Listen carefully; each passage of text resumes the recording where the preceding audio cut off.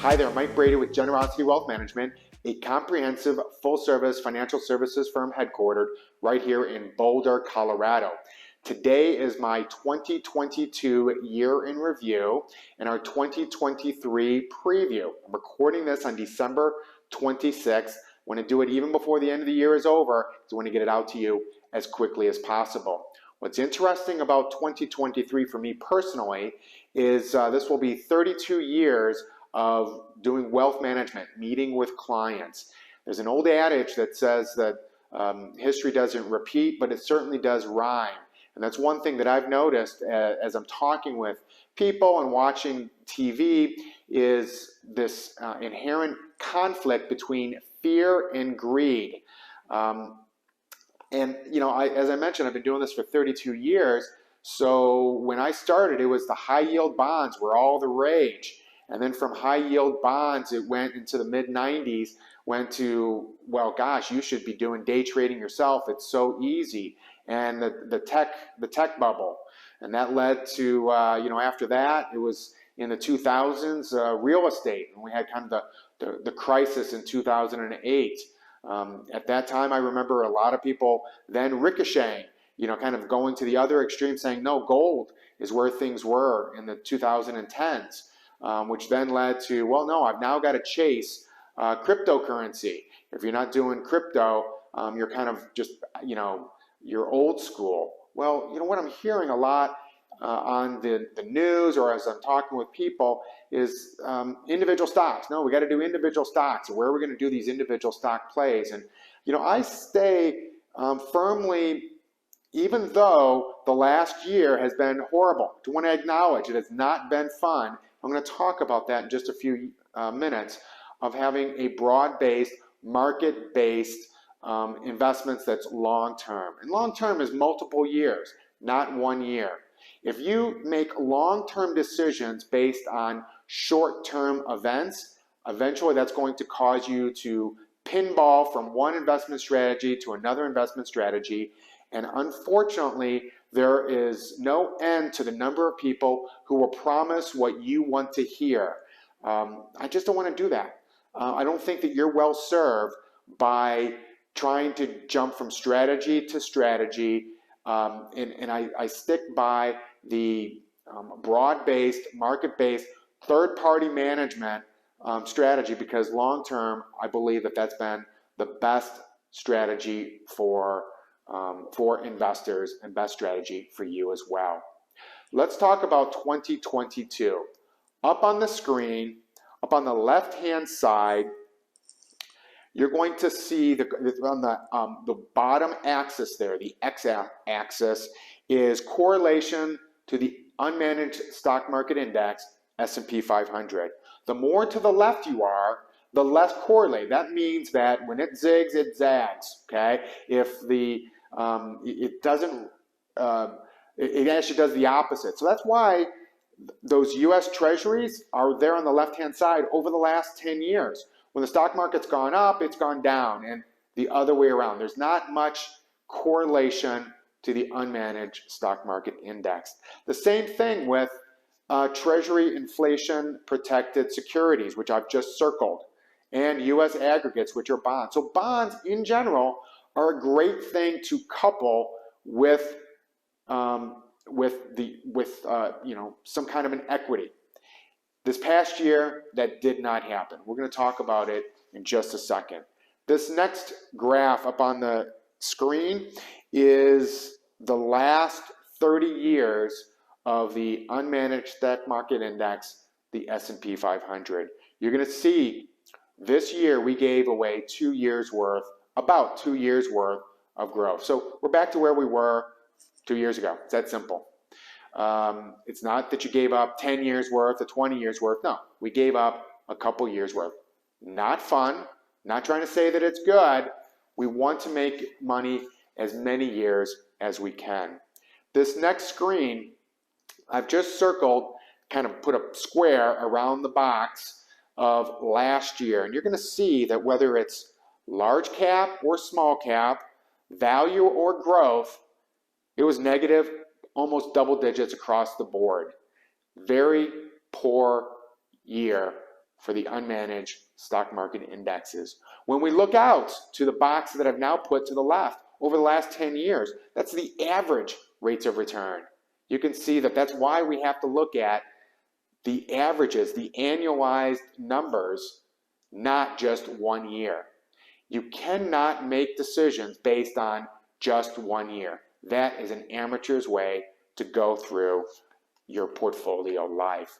On the next screen, you're going to see 40 years of the S&P 500. 3 out of 4 years are positive, which are the numbers above the axis. 1 out of 4 are negative. I've just circled the ones in the last 10 years. There were 3 negative years. This was the worst year of the last 12 years, since 2008. You'll see that that's not every year. You'll also see that it has happened that there's been 3 years negative before. That was 2000, 2001, and 2002. I certainly hope that's not going to be the case this time, but it could be. But we're going to talk about that in a second. All right, but let's not assume that every year is going to be negative. As a matter of fact, after those 3 years, significant number of positive years above the axis, even after those 3 negative years. Why did some of this happen? This next chart shows the federal funds rate, it's what the Fed does, you'll probably see this on TV, went from practically 0 up to 4.38%. Significant. Look at how sharp it changed in 1 year. 1 year. Okay, that's really dramatic. As we go, and I've just circled it, some projections going forward over the next year or two, projections that it will maybe go a little bit higher, possible, depends on how the economy plays out, or stays and goes down negative. All right, but a very sharp correction in 2022. One of the 2 or 3 main factors for the poor performance that we had in 2022 was the dramatic reaction by the Fed to some underlying fiscal policies, a significant amount of money that was thrown out into the world, and supply problems. The next page, up on the screen, fixed income. These are bonds. These are unmanaged bond indexes. You're going to see this year, 2022, across the board, whether it's short, which is that top number there, all the way down to long-term, bonds, double-digit declines. This is the first time in over 50 years where bonds and stocks have both gone down over 10%. Okay, first time in 50 years. This is it for the last 30, 40 years. 40 years, you're going to see that the vast majority of the years above the x-axis for the kind of the aggregate bond market, unmanaged bond market, is positive. This year, it is not. That's the exception, not the norm. And we're talking the late 70s as well. We're talking years where inflation was significantly higher than even where it is right now. The next page, let's talk a little bit about going forward. You've got the blue that I've just circled there is consensus analyst estimates for earnings per share. Yes, the S&P 500 stocks on average, in aggregate, have been beaten up. So the price has gone down, but the earnings are looking real good. Right now, in the last 2-3 months, you've heard a significant amount of belt tightening with companies as they're, trying to be more efficient, trying to decide, what the next year or two, a high probability that we might be in a recession going forward for some time.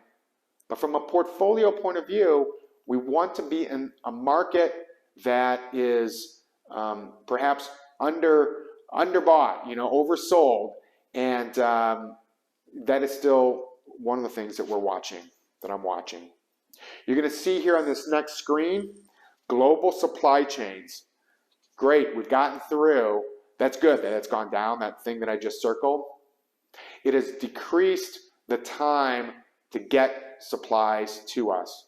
Is China continuing to be a problem? Yes. That whole zero COVID measures, not very helpful to them or to the global supply chain as we're re-entering kind of the new normalcy. As they have basically changed that policy, this is a good thing. The geopolitical going forward, our relationship with China, both the United States and the world, will play out in a significant manner over the next couple of years. Kind of the last thing that I want to talk about from a chart point of view is that far right-hand side.